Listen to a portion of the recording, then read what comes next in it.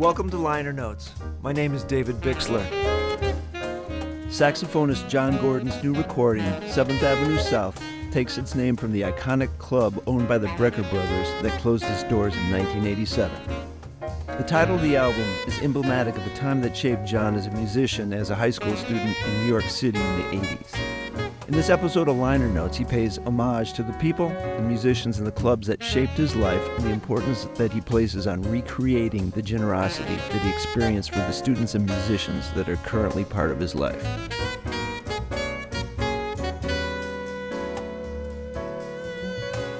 Jon Gordon, welcome to Liner Notes. We are here to talk about your new album, 7th Avenue South, just out May 3rd on Artist Share.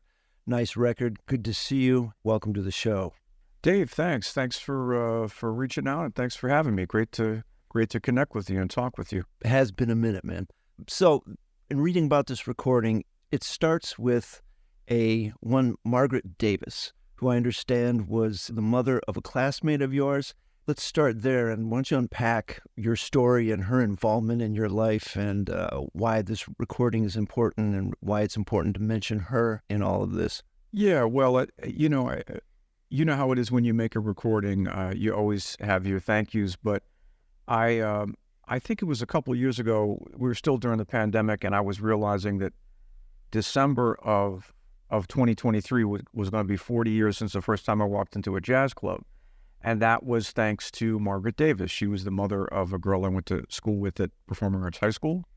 And she said, "Oh, you're Jon, right? I heard about you. I met her at a parent-teacher conference." She said, "You're a jazz saxophone player, right?" I said, "Well, I'm a saxophone player. You should come with me to some jazz clubs." So the first club we went to was 7th Avenue South. We heard the Art Taylor Quartet, cordless, with a 23-year-old Branford Marsalis, Ron Carter, the great Ron Carter on bass, and Clark Terry.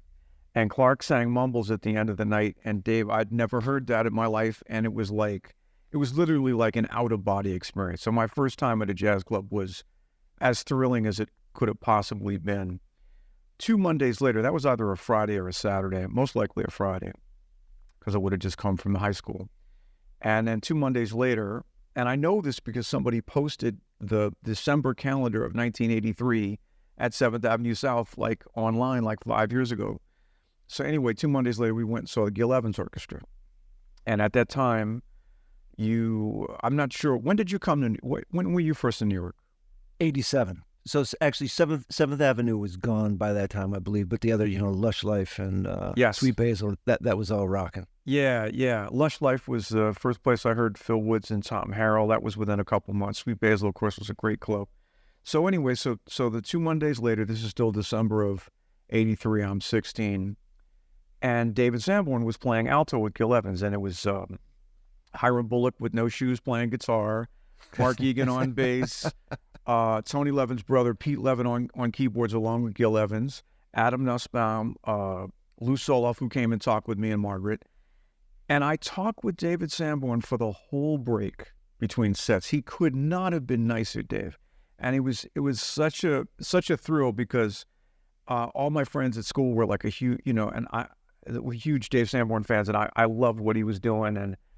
And I said, I wanted to study with Phil Woods. He said, "Oh man, I want to study with Phil Woods. And what are you working on?" I talked to him about the classical pieces I was doing in high school. And he was so supportive and sweet and generous. And he said, "Listen, man, I can't finish the last set. Can you tell Gil you'll hang and cover the set for me?" Like, now I'm 16. I probably looked like I was about 12. I had my horn and my book bag with me or whatever. And I went, and Lou Soloff always loved this story. I went to introduce myself to Gil Evans. I said, "Hi, Mr. Evans. My name is Jon. Nice to meet you, Jon. I was just talking with Mr. Sanborn. That Dave, isn't he the best? He asked me to play the last set for him." And he just looked at me from my head to my toes. He was like, "How can I take a chance?" So he was very nice about it. And I didn't even have time to feel bad or defeated. I was just so excited I was in a club. I went back to Margaret. She was like, "What did he say?" Because when I told her that Dave asked me to finish the gig, she's like, "Oh my God." She was losing her mind.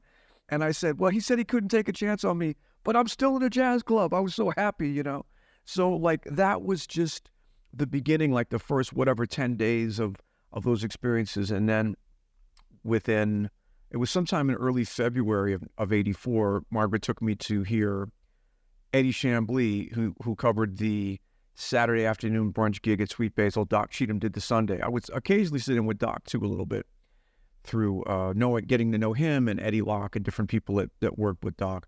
But that Saturday brunch gig with Eddie Chambly, and Eddie Locke always said, man, the reason you are who you are is because you're going down. He would always mispronounce his name. You're going down there playing with that Eddie Chamberlain. And and Eddie Chambly always got a kick out of it. They say, it's so easy, Chambly. But Eddie had been married to Dinah Washington. He'd had some hits with her. He'd played with a little bit with Basie and Lionel Hampton. He played with the Harlem Blues and Jazz Band. And so I was just in this community, and it was very diverse. Like Charlotte took me down to hear Mike Stern at the 55 and 85. And wasn't too long after that, like I got to sit in with him a little bit. I played a gig with Laney. So I was just doing all these different things. And I was just in this community, that was just so inspiring. And like I mentioned earlier, I heard Phil at Lush Life, which was on the same side of the street as the Village Gate, just over on the other side of 6th Avenue. And so it was all these clubs that were just in the Village. And it was about going to that club, but all the clubs and the musicians in that community, and being inspired by that and thinking about, now that it's like we're older, trying to just being a part of community wherever you're at as a musician, and particularly teaching where I am. And so that's why the last couple of projects I've hired a lot of former students and, folks to be a part of these last couple of projects. Mm-hmm. So, you really are focusing on your formative years, probably at a point in your career when, this is important to do, like, how did I arrive where I am? But now you also mentioned about using students and the community. You've been teaching in Manitoba, University of Manitoba. Yep. How long have you been there? Just finished my 11th year. 11th year, okay.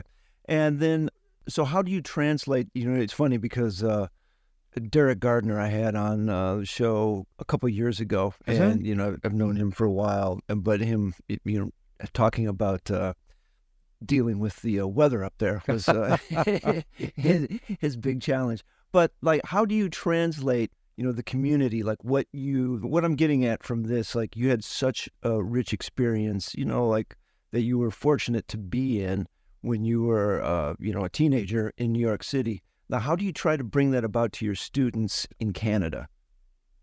Well, I think, prior to this, I taught at Purchase, and I think it's something you have as a general intention. It's a little bit like playing, you assimilate what you assimilate, and then you just do what you do. But I think it's at the core of the intention of, like, I'm not thinking about things I learned from Charles McPherson personally, or that I heard in the room, or Phil Woods, or people like that, but it's just there. And those were two of my musical fathers, along with people like Eddie Chambly and Eddie Locke and some others, and some great teachers I had. But I think we just kind of have that. And I remember Phil used to say to me, pass it on, right? So I just think it starts with the intention. And I saw somebody say something some years back that's become a little bit of a inner mantra to me. The only thing you can control is what you're giving, right? And I just felt like I don't think I know anybody that was the recipient of more generosity, growing up. My junior high band director took care of me and some other students, made sure we had instruments when we couldn't afford them, got us lessons when we couldn't afford them with scholarships. I had people do stuff like that for me all the time. Margaret Davis gave me keys anytime you need to crash, here, and you can do some work at my office in the middle of the night, make a few bucks. People just did that for me. Eddie Locke say, hey man, I know you need a place. You're commuting from Staten Island. My neighbor needs a cat sitter most of the next couple of years. So all of a sudden, like, I had just people looked out for me, right? So I just try to do that personally and musically, because I feel like I was the recipient of, like I say, as much of that as anybody that I know, right? So I'm very, very blessed in that way. And so it's a little bit like to whom much is given, much is expected. And so I just try to let students know I care about them. I care about this art form and the music, and that if they're with me, I'll give them everything I can, because it's just meaningful to me, right? So that's pretty much, I think, how I try to pass that on is just like respect for the people that raised me musically and otherwise, and trying to pass that on to students and to help them to as we all do, as you do, to find their path towards higher levels of creativity and just valuing them and valuing the art form. Well spoken, man. Let's move on to the music. You alluded earlier that you're using former students on some of your projects. As I look at the personnel of this band, some I know, Walter Smith III, Alan Ferber, John Ellis, of course, and then a lot of them, not so much. So maybe talk about your choices in putting this on. I mean, they sound great. I don't know who they are, like how this band came together. Right. So basically, there's 4 people on this new project. I think there's a total of 19. 4 of the 19 don't have an association with the school jazz program. Walter Smith is just somebody that's become kind of a friend in recent years. John Ellis and Alan Ferber, 2 of my favorite musicians I've worked with over the past 15 plus years. And Joey Landreth is a wonderful, predominantly singer-songwriter, kind of rock guitar and vocalist, guitarist and vocalist here in Winnipeg. But Bonnie Raitt recorded one of him and his brother Dave's tune called Made Up Mind, and it won a Grammy Award a couple of years ago. And Joey had helped us with some editing post, because he has a space at Paul Yee's studio, Stereo Bus Studio, here in Winnipeg. So I just said, hey man, I'm putting together a choir. Would you want to be in this? And he was like, sure. And it was really, really cool that he came and did it. But everybody else, so hopefully I remember everybody. Joyce Sherman is a saxophone student and a wonderful vocalist that was at our program. Dan Keating was a guitar student, but also excellent vocalist, was just touring with choirs in Europe. Elizabeth and Ashley Sadler, wonderful former students of our program. Zachary Rushing, who's now the artistic director of Jazz Winnipeg. Mariana Padnow. Goodness gracious. We had Aaron Propp and Joey were in the choir. And Kelsey Rosentretter, and I think I'm forgetting one other name, but at any rate, they were all of them but Joey were former students in our program. Julian Bradford is a former student. Fabio Rognelli and Will Bonas are current faculty at our program. John Challoner, the trumpet player, is current faculty. And Jocelyn Gould is a former student at our program. She's a huge star now. She went on and did her master's degree with Rodney and Randy Napoleon at Michigan State. And she's won some guitar competitions. She won a Juno for, I think, Best Jazz Release of 2020. It came out, it won the award in 2021. Will Bonas, I played on his record that won for Best Jazz Release of 21 and 22 won the Juno. So he also happened to have been a student at the program before I was here and was already here into teaching when I came up. So it was basically just trying to support the community. And then the person that did the painting, Geneviève Levasseur, I hope I'm pronouncing her last name correctly, is Paul Yee's partner and helps Paul to run Stereo Bus Recording where we recorded, and is also just a marvelous artist. And so I had seen her work around, and I just thought, wow, if I'm going to, do a cover, I just think she would be amazing. And what she did was incredible. So it is very cool. Touching on the music, the choir, how did that come about? Is this something that you wanted to do? And was there a learning curve in writing for it and incorporating it into your music? Well, what happened is the first year I came up in my composition and arranging class, a couple students said, hey, is it okay if we bring in our choir music? I'm like, yeah, is there a jazz choir? Because I'm teaching jazz comp and arranging. I said, is there a jazz choir? They're like, no, but we should have one. Like, oh, we should start one. I'm like, okay, I'll work on it with you. And the classical choir people and the other jazz folks were just too busy. I'm like, okay. And then some of the folks that were very gung-ho at the beginning kind of pulled back a little bit because they got too busy. But essentially, the long and short of it is we got together a few times in the fall. We got together a few times in the spring. And we put on a concert, and we did a couple things. I know Pete Malinverni had a choir at Purchase, and he sent me a couple charts that he had been using. And we actually did a couple tunes of mine, one of which is called Individuation, and then this other piece, Witness. And I remember, like, I was like, it could be interesting with choir. And I really liked how it came out with the choir. So I just thought, okay, it might be a nice thing to just get a bunch of former students for like a few hours on the second half of the second day in the studio, which is pretty much what it was, and do this piece. And then I thought, well, if I've got them all there, maybe I can write a little reprise of what the whole record is about, and that's what we did with the reprise of 7th Avenue South at the end, where the choir comes back in.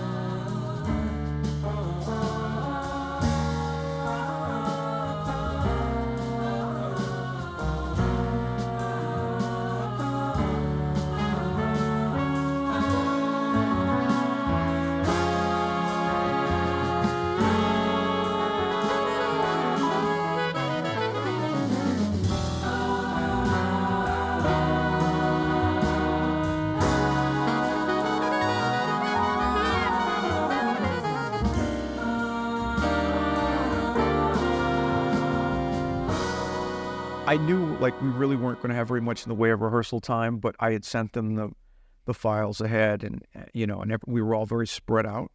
But it just it worked. We just had them together for a couple of hours and got some takes of each thing, and away we went. Also, two of the tunes, Witness and Ed's Groove, they're tunes from previous recordings. And how did they get chosen to make a repurposing for this project?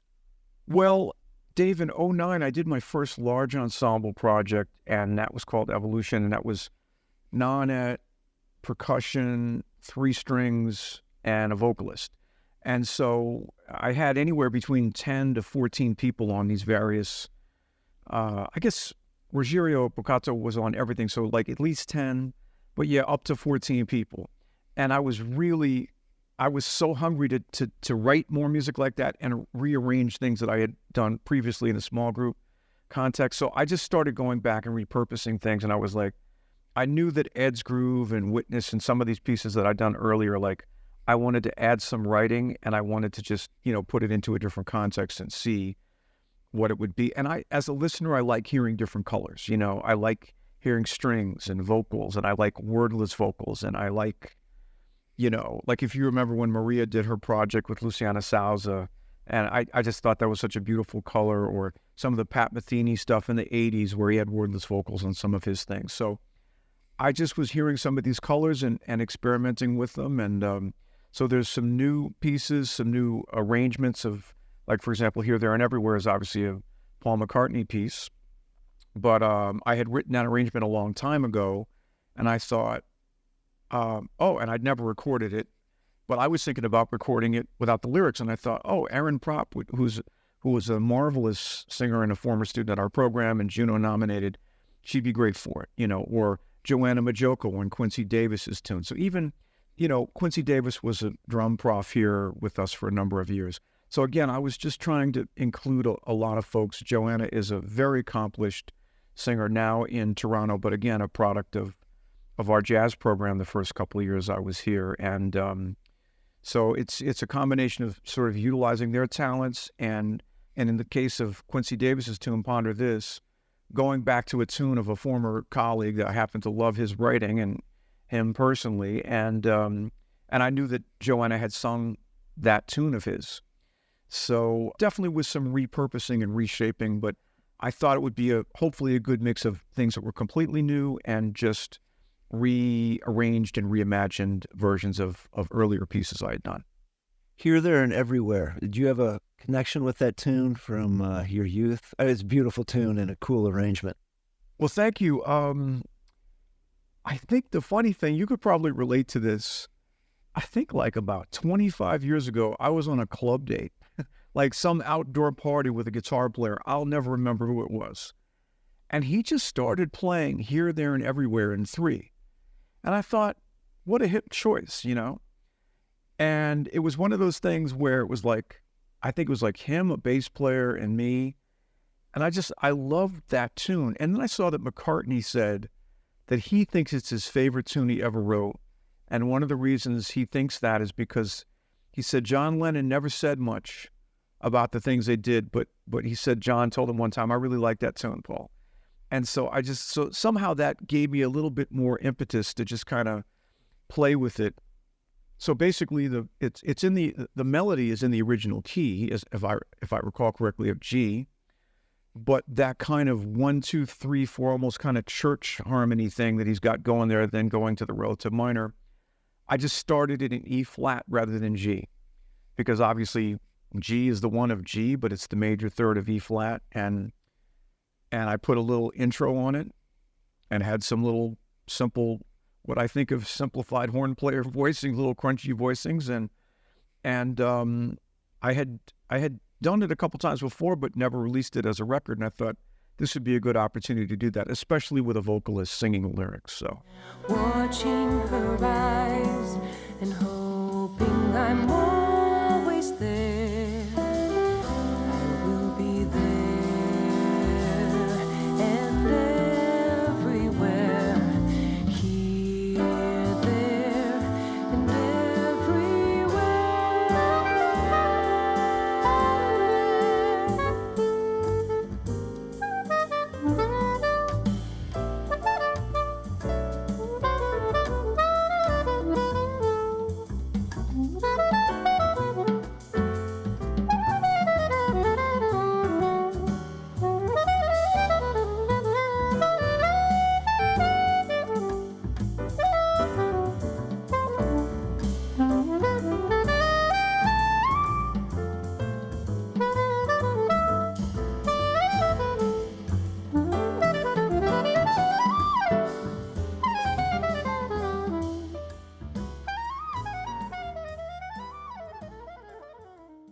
Wanted to ask about you as both an alto player and a soprano player. The thing that really knocked me out was the soprano playing, especially the upper register, like the high notes. I mean, it was like super happening. Like, how do you think about these horns in your life? Like, you know, they occupy equal places, or is the soprano secondary? I mean, it certainly doesn't sound like it, but I'm just interested in how you're thinking about approaching both of these horns. oh, well, thank you. I mean, when I was at Manhattan School of Music, they had a Yanagisawa soprano in a closet somewhere, and there was like a second alto, and I think I was playing second alto. I think it was George Robert was the lead alto. Bud Rebels was in the section. How I remember all this, I'll never know. I remember at one point Lawrence Schoenberg was a returning student. He was in that saxophone section, but there was somebody's piece that was like, and I played very, very little flute, and I think I bought a clarinet. Eddie Locke set me out. So I'm going to send you out to my friend Artie Baker, who's a Dixieland clarinet player. He's going to give you a clarinet, a mouthpiece, a box of reeds, and a couple of lessons for $350, because you got to learn a lot of things that you don't want to learn to be able to stick around and do the stuff you want to do in New York. And he was 100% right, as you know. But there was a Yanagisawa soprano like in a closet at Manhattan School of Music that they gave me that was a Yanagisawa mouthpiece. I got some reeds and I just started playing it, and I really enjoyed it. And for whatever reason, Dave, I mean, you know, as an alto player, to me, both the alto and the soprano are pretty finicky instruments. I find that alto, for me, I've always found it tougher.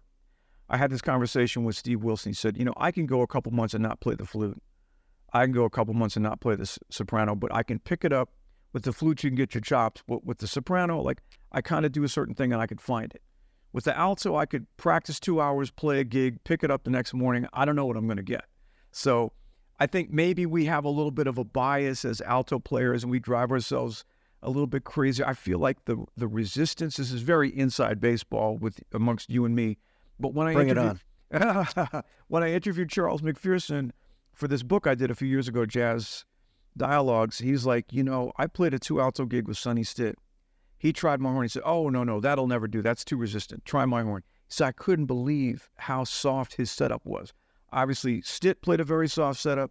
Cannonball played a very soft setup. You can hear that Johnny Hodges and Benny Carter played very soft setups. I played Phil Woods' setup a couple times, and it felt so soft to me. Now, I was just playing like a 5 or 6 Meyer and like a medium or 2.5 or a 3 reed, and it felt much, much softer and smaller than my setup, right? So Charles's belief is that on alto particularly, you want less resistance. And I've come to find that, because there's definitely some things I did in my 20s that had, playing a 3.5 reed or it working too hard, so that feeling. With the soprano, I just feel like it's one thing. So you remember there was a guy, and he was in Jersey. He's probably still out there. Joe Sax. Does that name ring a bell? Oh, sure. Yeah. Yeah. And I think it was in the old Carnegie Hall offices. Like he had a studio. And I went in there, and I think Lawrence Feldman was there. This was 1988 when I was in college. And I got a government loan, and I bought the alto I'm playing, and I bought the soprano I'm playing. And I played a bunch of sopranos, but I always liked the Yanagasawas for whatever reason. But I just feel like the soprano is one thing, right? It's one space. Whereas with the alto, like, how do you play lead alto? How do you play second alto? How do you soar above the band or play over a loud rhythm section? How do you play quiet? How do you play the altissimo? How do you play subtone? To me, I've always tried to get more out of it. So whereas with the soprano, it's like, if I had to play lead over a whole band, like, I don't know that I would feel the same. In fact, I wouldn't feel the same confidence, but it records better. Basically, it's a smaller, less wide kind of out into the room sound. It cuts, but it's just a completely different thing. And I think it's one of the things about being a saxophone player. Like, you think about all the different ways. I always think, you think about the way Kenny Garrett plays the alto, to Johnny Hodges, to Paul Desmond, to Jackie McLean. Like, there's such a wide, incredible spectrum of sound and conceptions on the instrument. So it's one of the things that makes it challenging, but also one of the things that makes it magical, if it's right. So to me, with the sop, I mean, I think, obviously you think about, there's some great Hodges on soprano, Lucky Thompson, some great Lucky Thompson recordings. Obviously, Sidney Bechet. But yeah, I mean, I don't know. I just do what I do, and I don't play it as much. I have played it less in recent years, but earlier I was playing it a little bit more, and but I do like to play it. It's certainly a color I like to utilize. Compositional process. Do you have a thing that you do? It could be varied, but how do you think about writing music? Well, I think things come to me at different times in different ways. Like the tune 7th Avenue South, I was literally just thinking, it was during the pandemic, and I was renting this house, and there was a keyboard in it. And that's when I realized, in a couple of years, it'll be like 40 years since I first went into a jazz club. And I was sort of thinking about those days, and Margaret and Eddie Chambly and all that. And I just sat down, and that tune came out, and that was kind of that. The tune Paradox, I remember when I was living up in Rockland County, my ex-wife and I had a house up there, and I was just hearing that rhythm in my head. Da-da-da-da, ba-da-da-da, ba-da-da-da.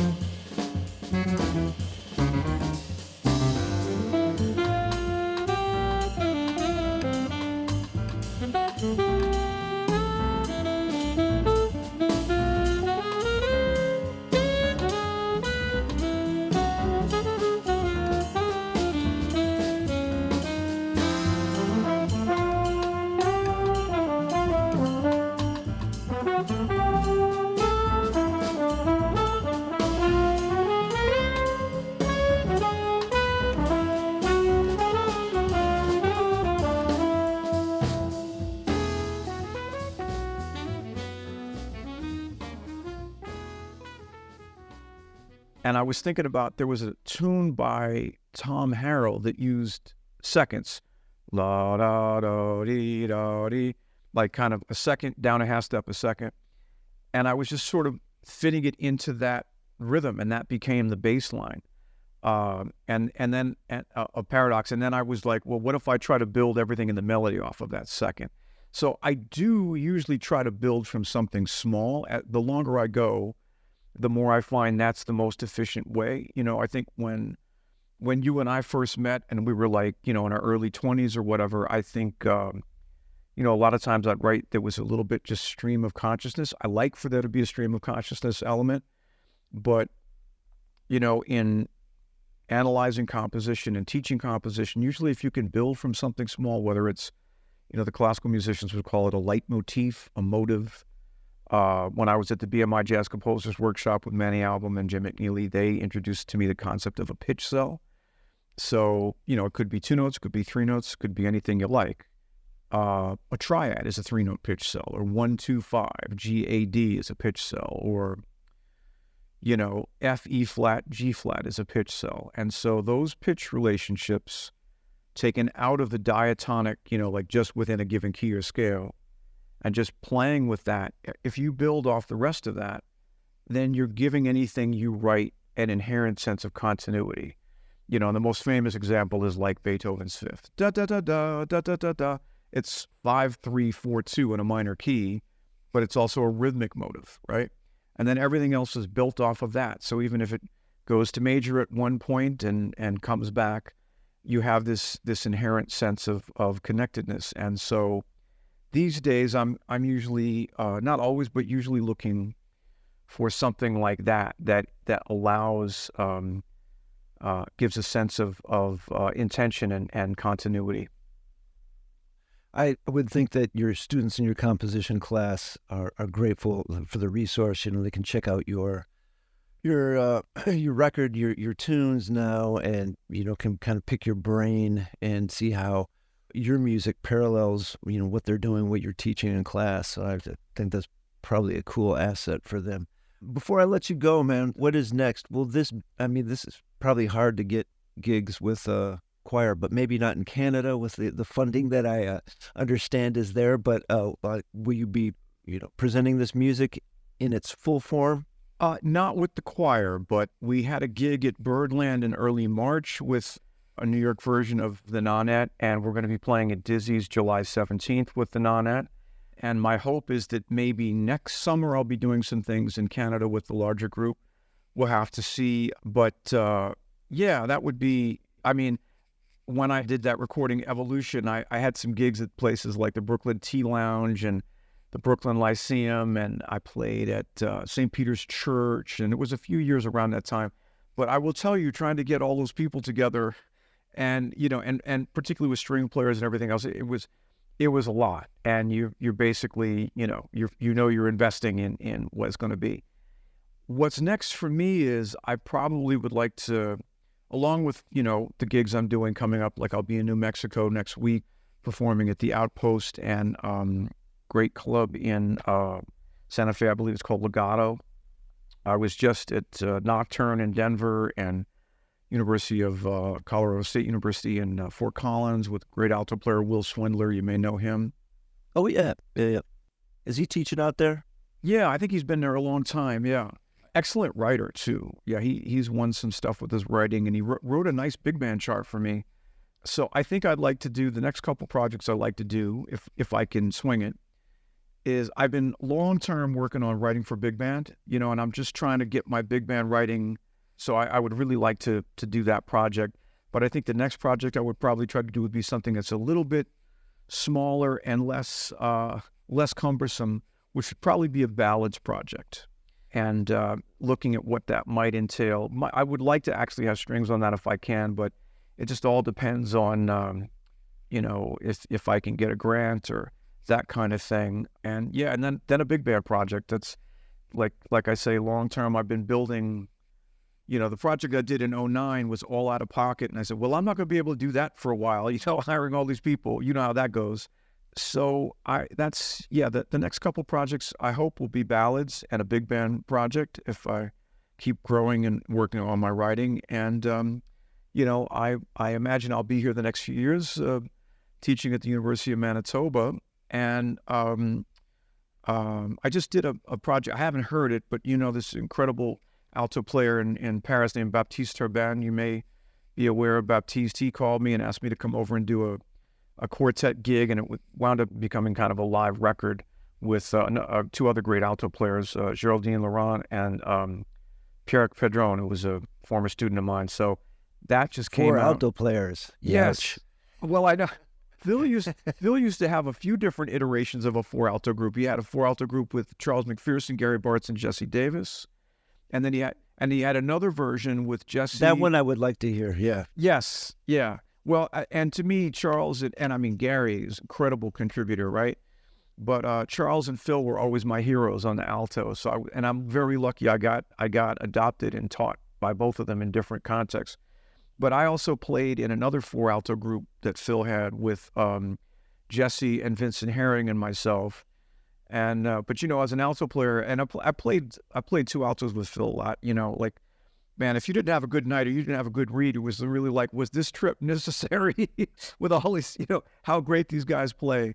But yeah. So anyway, long story, somewhat shorter. That's basically what's coming up. That sounds great. Looking forward to that music coming out. The record is 7th Avenue South, and you can catch John at Dizzy's, you said July 17th? Yep. Yeah. So great seeing you, man. Congratulations on the recording. Take care. Thank you, Dave. Liner Notes is grateful for the support of Van Doren Reeds and Mouthpieces. Be sure and check out the Van Doren Advisory Studio in New York City for all your sound sculpting needs. Liner Notes is grateful for the support of Arlen's Good Beer in Bowling Green, Ohio. Engineered by Marco Mendoza.